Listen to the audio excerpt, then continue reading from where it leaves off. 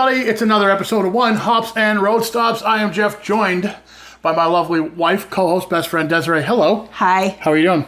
I'm good. How are you? I like that shirt. What's up with the shirt?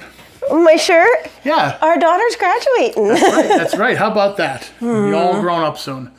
And then we throw her out of the house. No. No, of course not. No. She gets a full-time job. Yeah. Okay, maybe.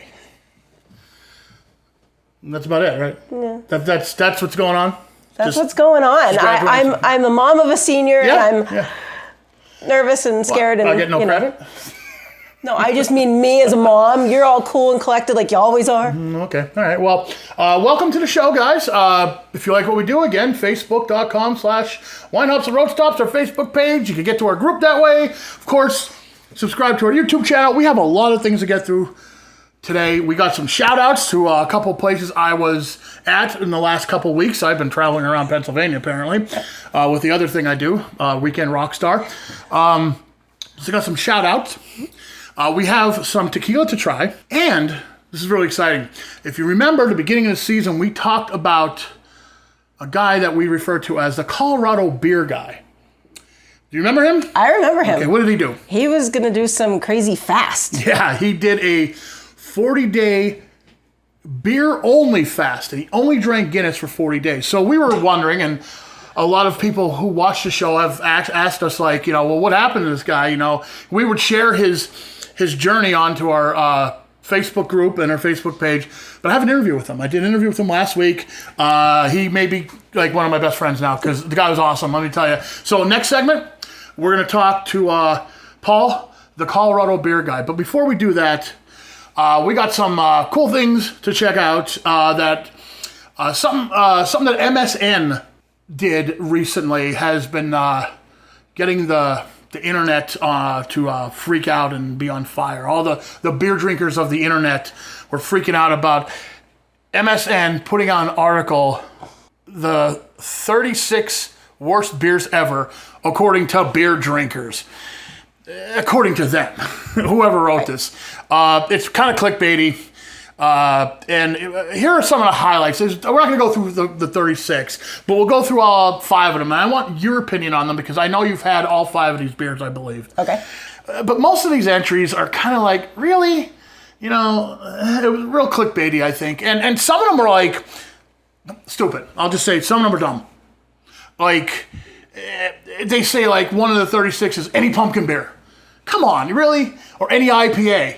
Really? Pumpkin beers are one of like fastest like one of your favorites. Up and coming things in the fall that I think this is just to be like controversial, I guess, Now, okay, well let's go through this. Let's go through some highlights of this list. I picked out 5. And I want to get your opinion. All right. Okay, I'm going to tell you the beer, then I'm going to tell you what they said. First one, Coors Light.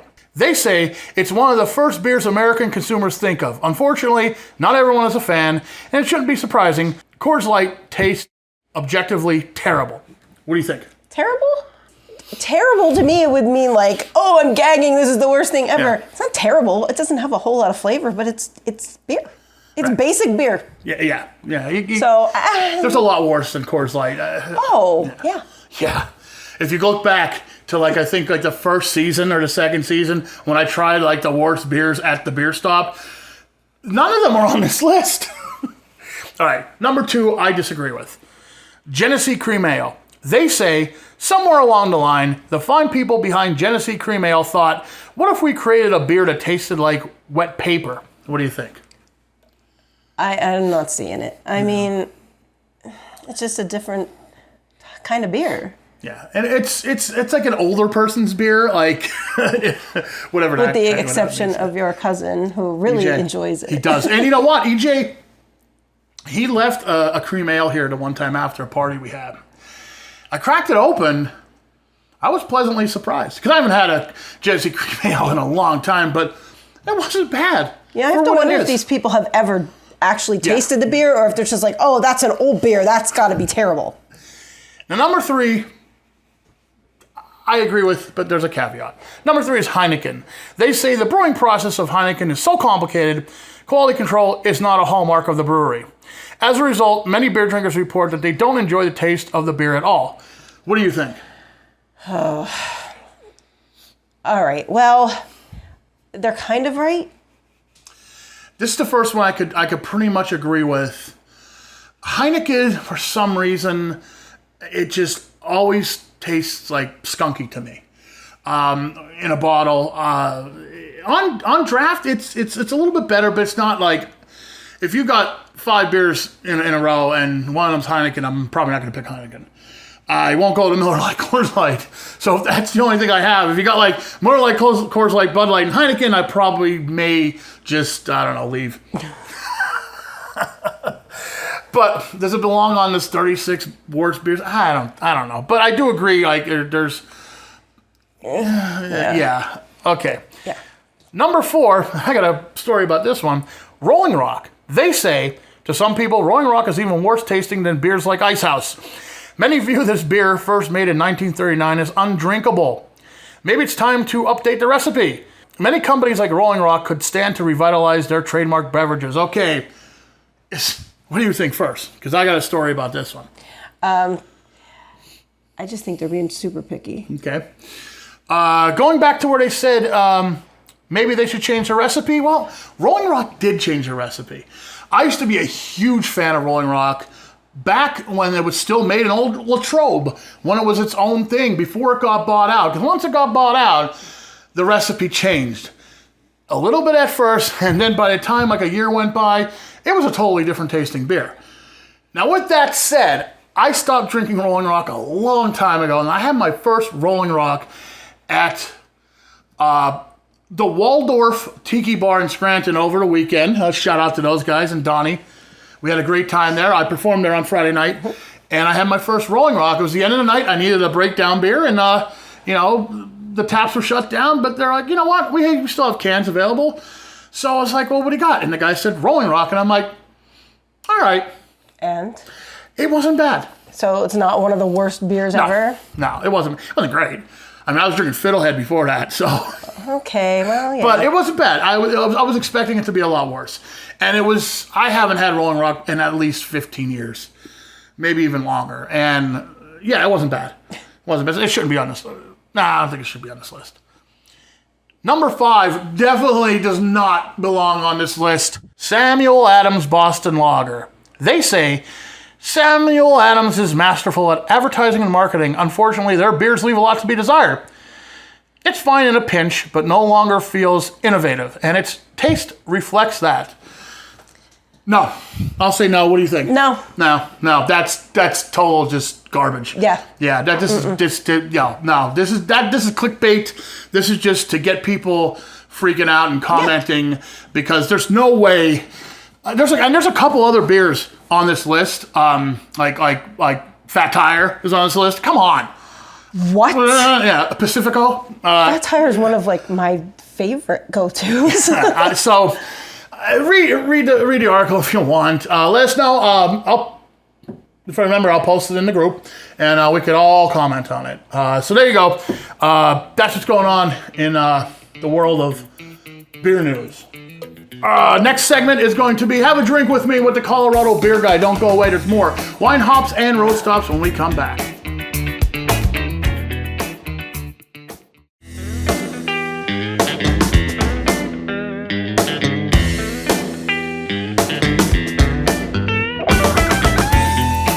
Segment of Have a Drink With Me, I am joined by a wonderful man who I've been checking out online for a while now on his social media. I'm talking with Paul, the Colorado Beer Guy.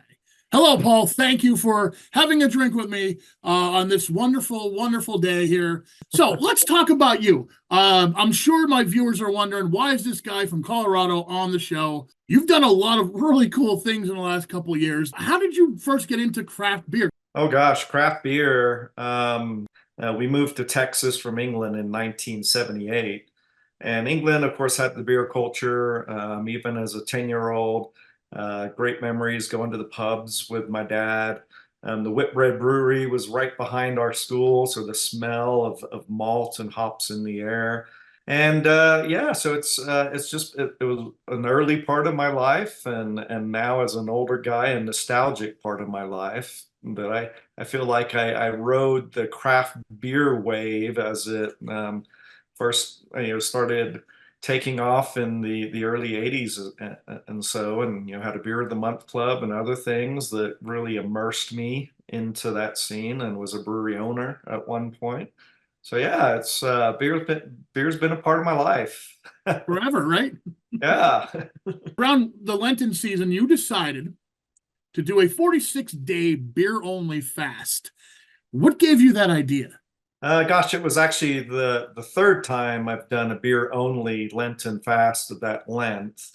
What made this year different was that I chose to do it as the Guinness diet also. So it was just Guinness, water, and vitamins, electrolytes during that time. But as far as the original idea, that's nothing new. That dates back to the 1600s and the good old Paul Anna friars. We typically call them monks, but there's a distinction between friars and monks.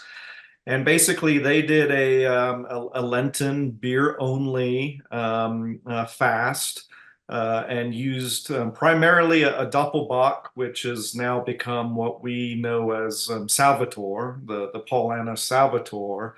So this heavy liquid bread that helped them get through that Lenten period, which is the 40 days, a traditional 40-day fast, plus the 6 Sundays. They were permitted to actually eat a little on each Sunday. For those of us that have done this fast, we tend to just go straight through, no food, because it actually makes it harder to introduce food into the equation once a week. So you can thank the good old Paul Anna friars of Munich, Germany for the idea, 420 some odd years ago. A lot of friends, family, and people online, kind of misread that. They think that I'm fasting from beer, and then they do that double take. Only beer? You got to be kidding me. But it's like any other liquid fast, and it's not a drunk fest. You're doing it in moderation, and you're getting your vitamin and mineral intake at the same time. And so it's not so much a weight loss deal for me, although I typically lose around 40 pounds each time. I do it for other reasons. But yeah, no, it's become this annual affair now. I've done the beer version for the last three years. Yeah. So, did you have any problems when you did this? No, I guess it's kind of silly to say I'm a 40-day plus fasting expert. You know what to expect. You know your body well, even as you get older and your body changes. You know what you need to do to protect muscle mass and bone density, and the type of supplementation you need. So yeah, the first week or so, when you smell food, you're just, craving it. The hunger pangs are great.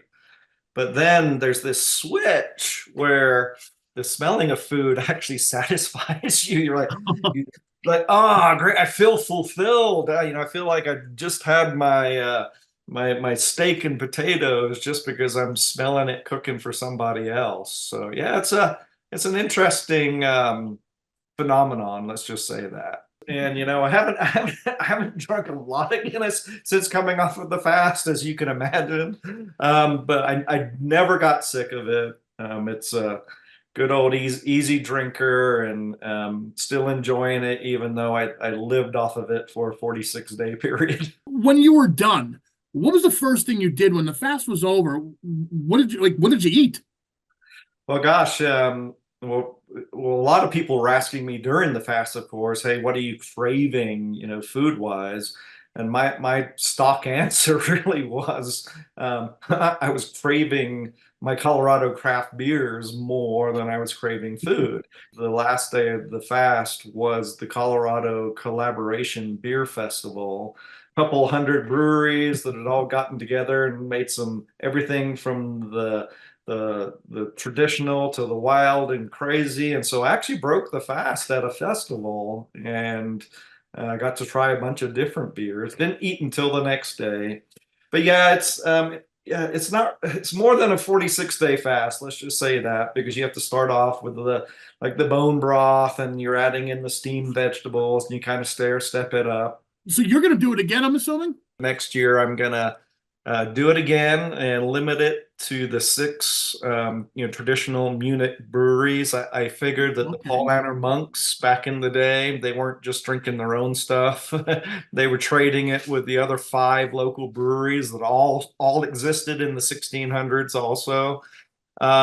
So yeah, I'm just going to do it again, but with some more variety than just Guinness only, but limiting it to what was probably experienced by those friars, those monks of the time. Oh, that's a really, really cool idea. So you're going to get even more kind of historically accurate. Yes, correct. Well, you did mention your other quests. You did 365 breweries in 365 days. Tell me a little bit about that. Yeah, that was right after the COVID lockdowns. And so a friend and I went out with the idea of supporting as many breweries as we could in one day. And so we went to 5. Then we said, hey, how about we do 30 in 30 days? And we got that done in a week and a half. Hey, how about 100 in 100 days? We got that done in just over a month. I mean, again, there's a lot of breweries here in Colorado, so that was easy to do. Also did some trips to other states.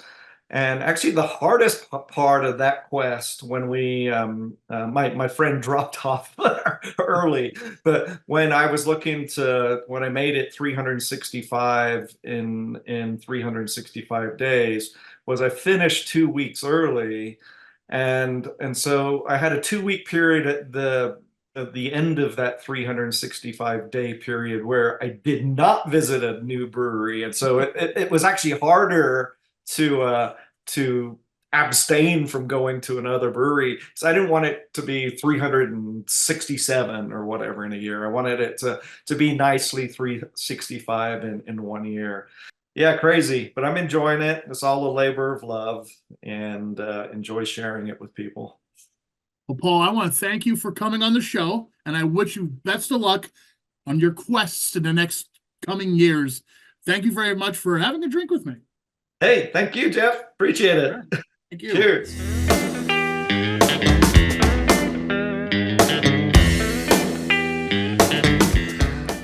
Let me tell you something about Paul. Amazing guy, interesting guy.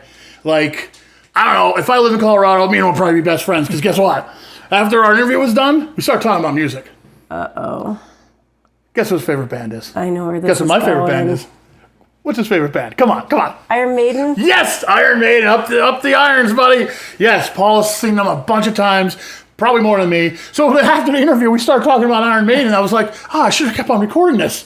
It could have been a whole other podcast. But I want to thank Paul, the Colorado beer guy, for taking time out of his busy schedule to talk with us. Don't go away. There's more Wine, Hops, and Road Stops coming up after this.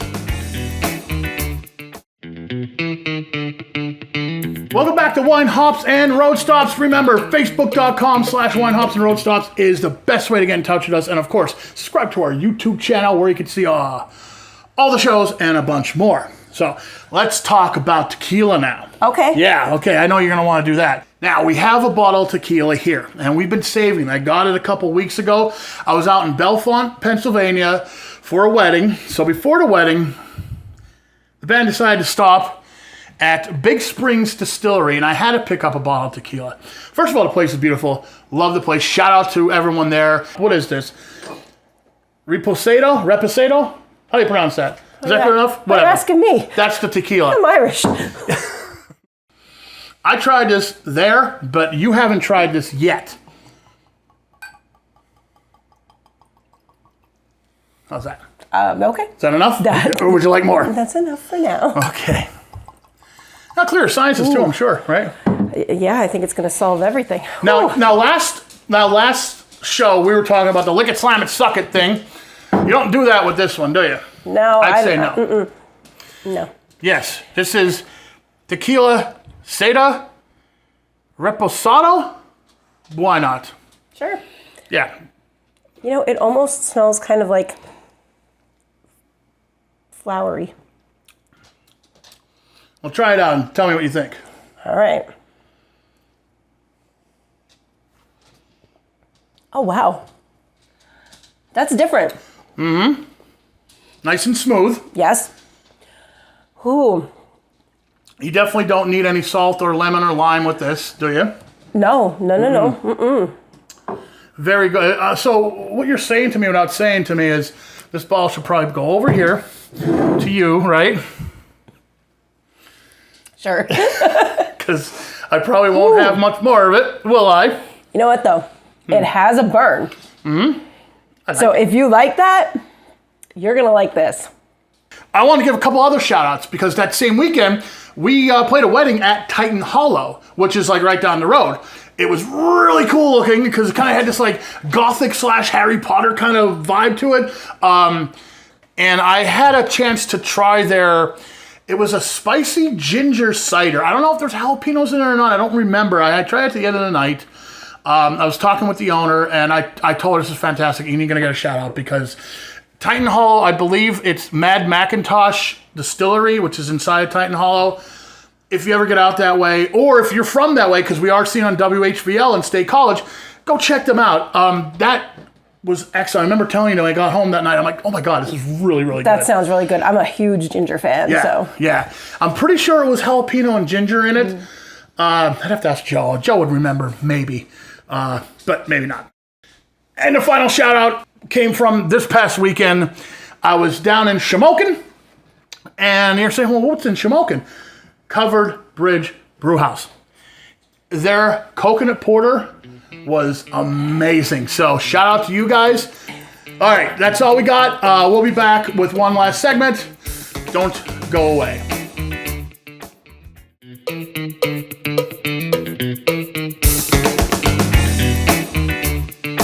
And there you go. There's our show.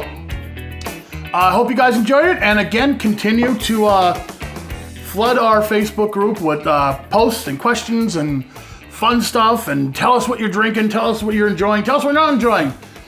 Remember, life is too short to drink bad tequila. So get some good tequila and drink it with someone you love. See you next time on Wine Hops and the Hook Stops.